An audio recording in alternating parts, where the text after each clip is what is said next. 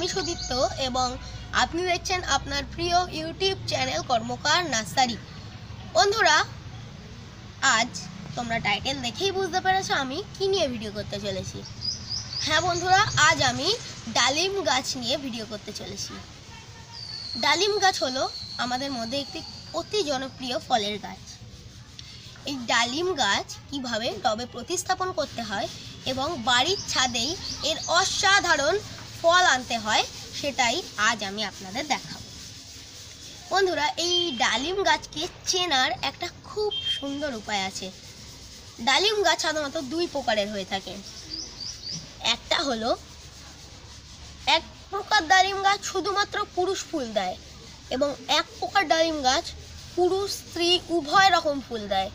যে ডালিম গাছে পুরুষ ফুল দেয় সেই ডালিম গাছ কিন্তু ভালো হবে না, কারণ পুরুষ ফুলে কোনোদিন ফল হবে না। তাই সেটাকে কিভাবে বুঝবেন, ভালো করে লক্ষ্য করুন বন্ধুরা। এই যে ডালিম গাছের পাতাগুলো, এটা কিন্তু একদম পুরোপুরি সবুজ। তার মানে এটা হলো যে স্ত্রী পুরুষ উভয় ফুল দেওয়া ডালিম গাছ। আর যেটা শুধুমাত্র পুরুষ ফুল দেয় সেই ডালিম গাছের পাতাটা কেমন হয় জানেন? একদম পুরো লাল, এই সবুজের মধ্যে ভালোই লাল ভাব থাকে। সেটা কিন্তু পুরুষ ফুল দিয়ে থাকে এবং ফল হয় না, শুধুমাত্র ফুলই ফুটে যায়। তো এই গেল আমাদের গাছ চেনার বিষয়ে। এবং যে কোনো বিশ্বস্ত নার্সারিতে গিয়ে আপনি এইভাবে গাছ চিনে তারপর গাছটা কিনুন এবং আমার ভিডিও ফলো করুন এবং গাছটাকে প্রতিস্থাপন করুন। আজকের ভিডিওতে আমি এই গাছ প্রতিস্থাপন, এর ফার্টিলাইজার ব্যবহার, এটাকে কেমন জায়গায় রাখতে হবে, এর জল, সব কিছু আমি দেখাবো। বন্ধুরা চলুন আসা যাক আজকের ভিডিওর মূল বিষয়ে।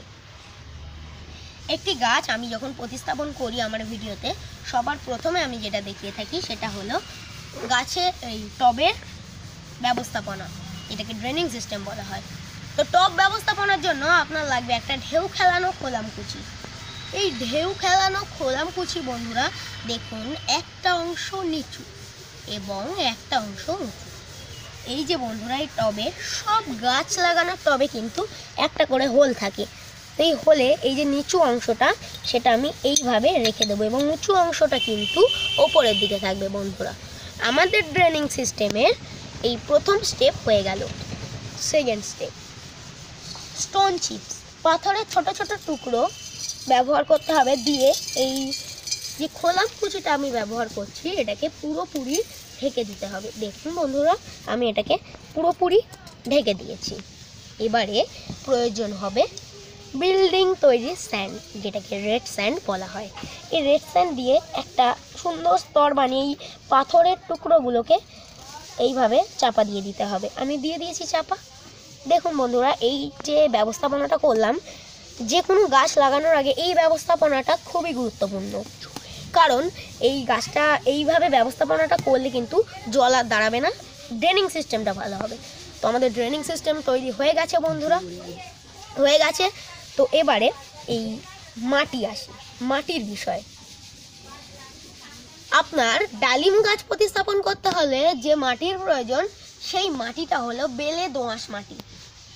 তোমরা সবাই কোয়েশ্চেন করবে যে বেলে দোআঁশ মাটিটা কি, কোথায় পাবো? এটাকে কিন্তু বানানো যায়। প্রথমে আসি দোআঁশ মাটির বিষয়ে।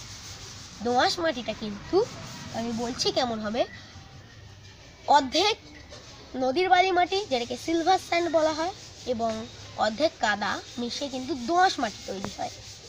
কিন্তু বেলে দোআঁশ মাটি আমি বলেছি, তাহলে বেলে দোআঁশ মাটিটা কি? আর কিছুই নয়, যে বালি আছে বালির ভাগটা বেশি। 75% বালির সঙ্গে 25% কাদা মিশিয়ে বেলে দোআঁশ মাটি তৈরি করা হবে। এবার এর সঙ্গে ভার্মি কম্পোস্ট, যেটাকে কেঁচো সার বলা হয়। এই ভার্মি কম্পোস্টটাকে যদি তোমার কাছে অ্যাভেলেবেল না হয়ে থাকে তাহলে তুমি কি ব্যবহার করবে? কেঁচো সার এর বাংলা হলো, ইংলিশ হলো ভার্মি কম্পোস্ট। এখানে পাতা পচা সার অথবা 1 বছরের পুরনো গোবর সার ব্যবহার করা যেতে পারে। এই 1 ভাগ ভার্মি কম্পোস্টের সাথে আরও 1 ভাগ কোকোপিট ব্যবহার করতে হবে। কোকোপিট হলো, যদি তোমাদের কাছে কোকোপিট অ্যাভেলেবেল না হয়ে থাকে তাহলে কি করতে হবে, যে কাঠের গুঁড়ো, কাঠমিল থেকে কাঠের গুঁড়ো পাওয়া যায় সেটা, অথবা ধানের চালের খোসা যেটাকে তুষ বলা হয় সেই তুষ তোমরা ব্যবহার করতে পারো কোকোপিটের বদলে। এইভাবে এই মাটিটাকে তৈরি করতে হবে। এটা কিন্তু শুধুমাত্র ডালিম গাছের মাটি। এবারে এই মাটিটা আমি স্তরে স্তরে এখানে এই টবের ভিতরে, আমি যে টবে এই ডালিম গাছ প্রতিস্থাপন করব সেই টবের ভিতরে ভালোভাবে আমি স্তরে স্তরে এটাকে দিয়ে দিচ্ছি। দেখো বন্ধুরা, আমি কিন্তু সুন্দরভাবে এইভাবে এখানে স্তরে স্তরে দিয়ে দিচ্ছি।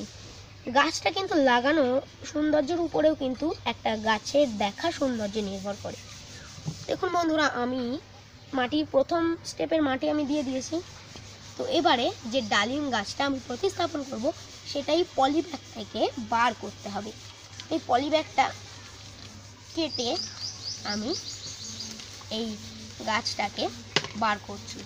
খুব সাবধানে এই কাজটা করার দরকার, কারণ যাতে এই মাটিটা কিন্তু ভেঙে না যায়, কারণ এখানে অনেক শিকড় আছে। মাটিটা ভেঙে গেলে শিকড়গুলো কিন্তু দুর্বল হয়ে পড়বে। তো এবারে একদম ঠিক মিডল করে এই গাছটাকে আমি এখানে রাখতে হবে আপনাকে। এবারে এর সাইড দিয়ে সুন্দর করে মাটিগুলোকে আপনাকে দিয়ে দিতে হবে। দেখুন বন্ধুরা, আমি এর সাইড দিয়ে সুন্দর করে এই মাটিগুলোকে দিয়ে দিচ্ছি।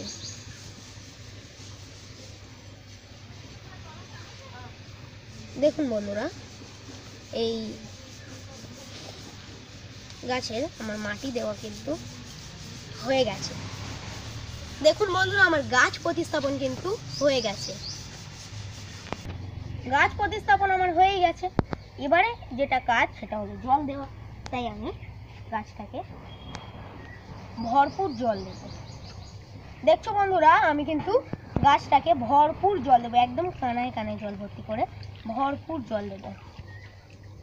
এই ডালিম গাছের ফার্টিলাইজার থেকেও খুব বেশি ইম্পর্টেন্ট সেটা হলো কিন্তু এই গাছের জল এবং কোথায় রাখতে হবে সেই ব্যাপারটা। এটাকে কোনো সেট বা সেমি সেটে একদমই রাখা চলবে না। এটাকে রাখতে হবে আপনাদেরকে একদম ফুল সানলাইট, কোনো 7-8 ঘন্টার ব্যাপার কিন্তু নয়, পুরো সারা দিন রৌদ্র আসবে এরকম জায়গায় এই ডালিম গাছকে রাখতে হবে। এবার আসি জলের বিষয়ে। খুব খুব খুব গুরুত্বপূর্ণ হলো এই গাছের জল। আপনি জল দিলেন, মাটি শুকিয়ে গেল, আবার জল দিলেন, এটা কিন্তু একদম চলবে না। জল প্রতিনিয়ত দিতে হবে, একদম মানে কোনো মাটি শুকোলে হবে না। বন্ধুরা, তোমরা দেখেছো বাজারে ডালিমের গায়ে অনেকে ফাটা ফাটা ডালিম দেখেছো, এটাও কিন্তু এই জলের কারণে হয়। যখন ডালিমটা ফললো, তুমি জল দিতে ভুলে গেলে, মাটি শুকিয়ে গেল, এর ফলে কি হবে, ডালিমের যে বাইরের ত্বক সেটা কিন্তু পাতলা হয়ে যাবে। এবারে তুমি গাছের মাটি শুকিয়ে গেছে দেখে জল দিলে, ওই পাতলা ত্বকের ভিতরে যে ডালিমগুলো আছে, দানাগুলো, ওগুলো কিন্তু রসপূর্ণ হয়ে যাবে জলের কারণে এবং ওই ত্বকটাকে ফাটিয়ে ফেলবে। এর ফলে কিন্তু ডালিম ফেটে যায়। এই জন্য এটাকে দেখে প্রতিনিয়ত জল দিতে হবে। এবং ভালো আসি গাছের রোগ পোকার বিষয়ে। এই ডালিম গাছে খুব একটা রোগ পোকা লাগে না। আমি একটু আগে যেগুলো বললাম যে সানলাইট এবং ওই যে জল প্রয়োগ, সেগুলো কিন্তু ঠিক ঠিক প্রয়োগ করলে রোগ পোকা লাগে না। তবুও বলা উচিত এই গাছে কিন্তু স্পাইডার মাইট মাঝে মধ্যে লেগে থাকে।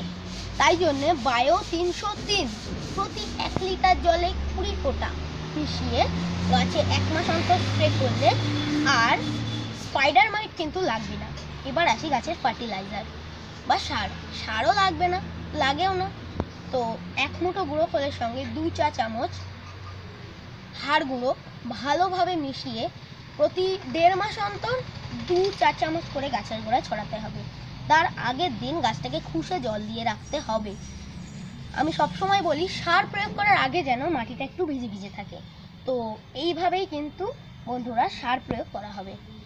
তো আমি যে আজকে যে স্টেপগুলো দেখালাম, এইভাবে যদি তুমি বাড়ির ছাদে ডালিম গাছ প্রতিস্থাপন করো তাহলে কিন্তু খুব খুব সুন্দর ফল পাবে। তো আশা করছি ভালো লেগেছে আজকের ভিডিও।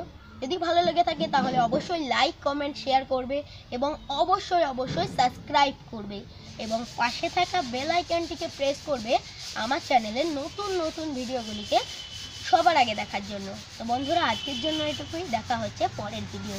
আজকের জন্য টাটা।